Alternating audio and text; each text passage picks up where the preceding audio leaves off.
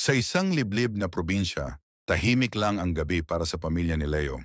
Pero tuwing nalalapit ang hating gabi, doon na nagsisimula ang malalakas na yapak sa bubong. Noong una, pinagtawanan lang nila. Pusa lang yan.